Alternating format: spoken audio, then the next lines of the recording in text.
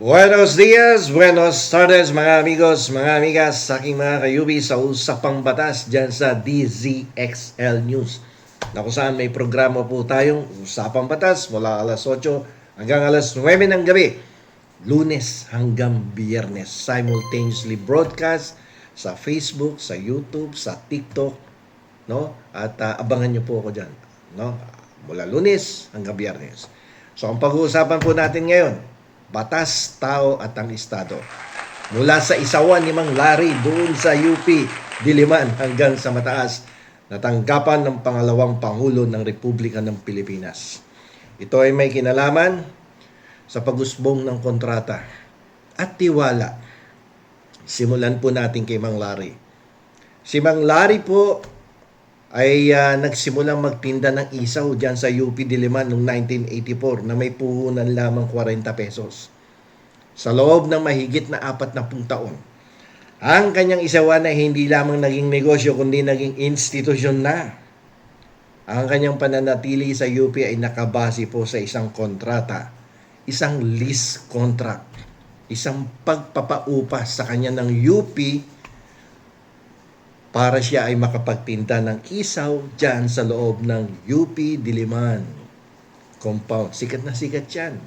Ako mismo dumadayo dyan dahil ang sarap ng suka ng isaw niyan di ba? Okay. Ano ang connection nito sa Vice President's Office? Tulad ni Mang Larry, ang isang opisyal ng gobyerno gaya ni Vice President Sara Duterte ay pumasok din sa isang kontrata.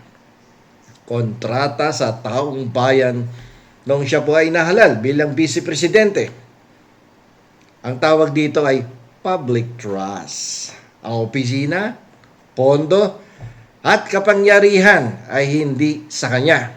Ito po ay pag-aari ng taong bayan at ng Estado na pinahiram lamang sa kanya kapalit ng matapat na paglilingkod sa taong bayan. Ngayon, balik tayo kay Mang Larry. Si Mang Larry dumating yung panahon na naharap sa mga legal na hamon. May mga legal challenges siya na hinarap. Ano yun? Nagkaroon ng utang dun sa renta. At mukhang nagkaroon ng issue kung saan magbabayad. Okay? Kaso, yung di niya pagbabayad na renta sa UP, simula noong October 2021, halos 47,500 plus ang kanyang naging utang.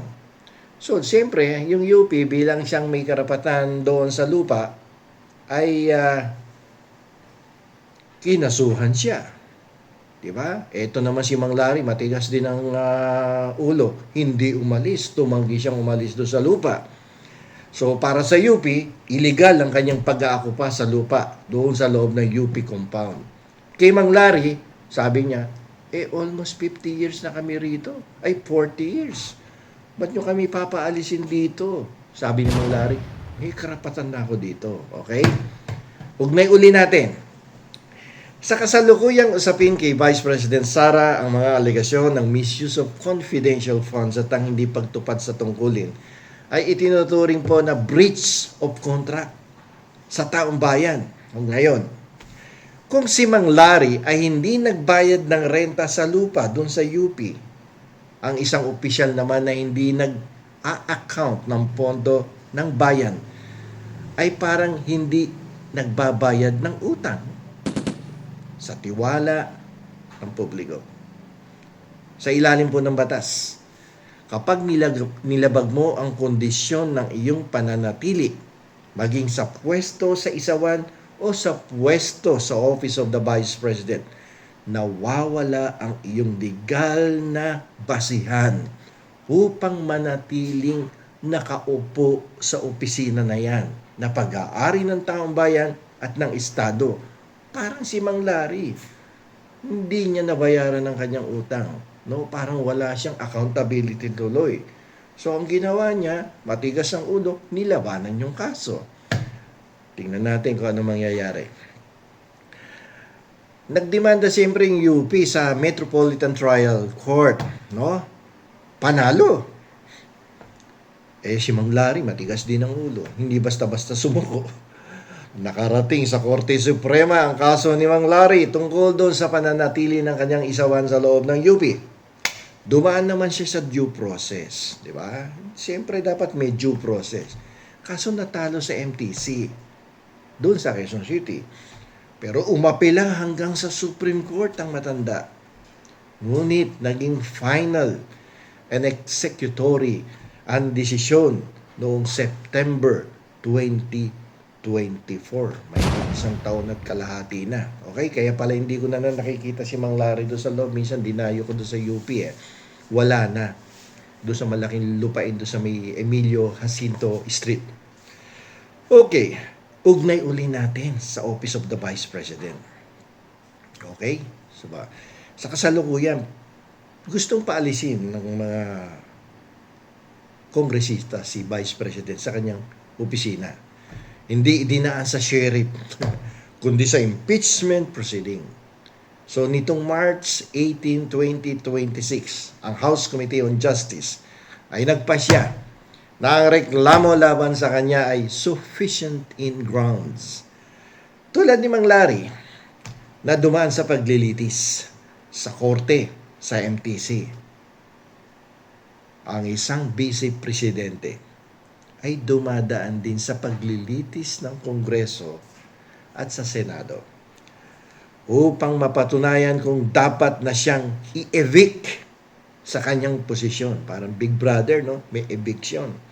So, pag napatunayan na siya ay accountable doon sa lahat ng nawawalang perang hinahanap ng taong bayan, it's time for the Big Brother to evict the Vice President. Okay. So, doon sa kaso ni Mang Larry, nagkaroon ng writ of execution noong February 20, 2026. Tuluyan ng giniba ang pwesto ni Mang Larry sa loob ng UP doon sa Emilio Jacinto Street yun. No? Kasi may writ of execution. Tapos na yung pakiusapan, di ba?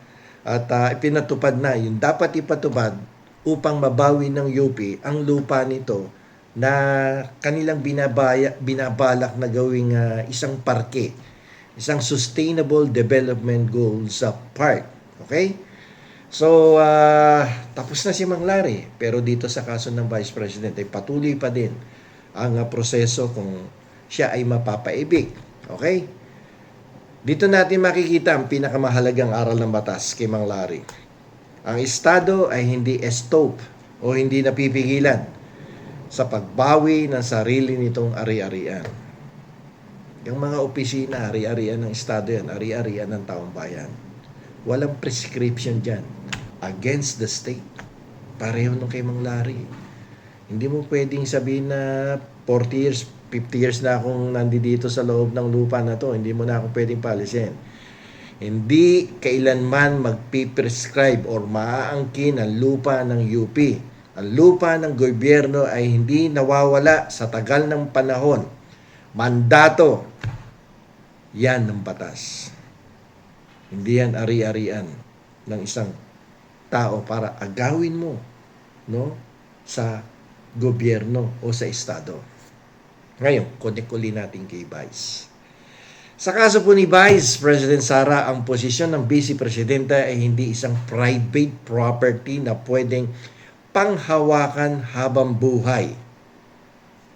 Kapag ang mandato ay dabahiran ng paglabag sa batas, ang Estado sa pamamagitan ng impeachment at ng Korte Suprema ay may likas na karapatan na bawiin ito.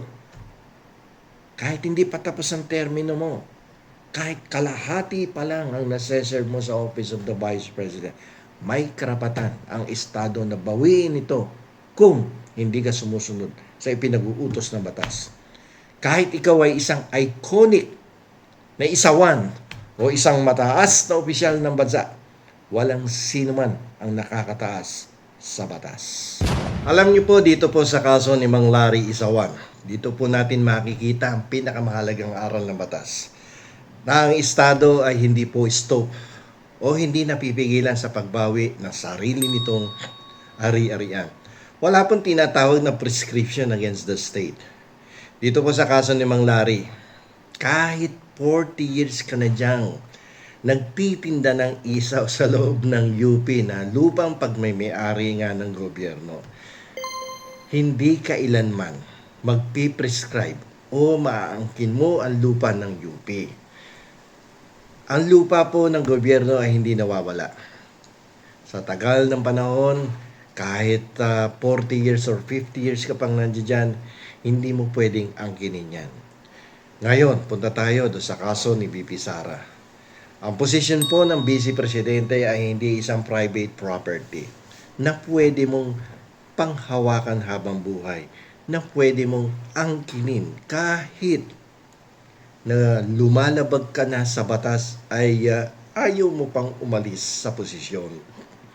Kapag ang mandate ay nabahiran ng paglabag sa batas, ang Estado sa pamamagitan ng impeachment at ng Korte Suprema ay may likas na karapatan na bawiin sa iyo ang ipinagkatiwalang opisina. Ngayon, ano ang aral? Kahit ikaw ay isang iconic na isawan, o kahit ikaw ay isang mataas na opisyal ng bansa, walang sino man ang nakakataas sa batas. Ang ari-arian at kapangyarihan ng gobyerno ay laging babalik sa kamay ng taong bayan at ng Estado kapag ang tiwalang kaakibat nito ay nawala na. Nandito na lamang po, ito pong muli ang inyong lingkod, Attorney Rene Bueno. Attorney Bueno, law and beyond. Learn the law, know your